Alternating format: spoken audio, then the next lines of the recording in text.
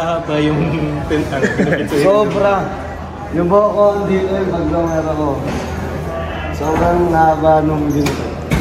Ano ba yung storya nung deal na yun? Nung na-drop ako sa San Miguel, after ilang weeks, doon ko na naging close si Junmar. Then naging deal namin yun. Yung kaya Jun tsaka ni Coach Chris, mas mag-champion. Automatic, gupitan niyo yung buhok ko. Pero worth it naman ba? Kumbaga nagupit nga pero champion. Yes. Tapos rookie pa ako. Champion ka agad. Kaya yun. Yan ang pinakamaiksi mo. Yan ang pinakamaiksi mo. Ito na. Pero mapapagupit ako. Kaya pagdating siguro ng Filipino ka, yung hairstyle. Medyo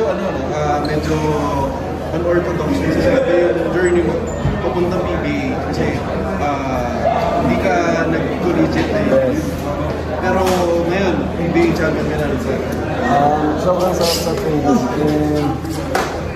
Sobrang sarap sa feeling kasi alam naman ng karamihan na naglalaro na ako ng mga ligang labas, dumadayo, pero para sa akin nagbigay ng magandang daan sila kung paano ako makapunta dito. Kaya sobrang thankful ako sa mga sumusuporta. And syempre kay Boys, dinala niya ako dito.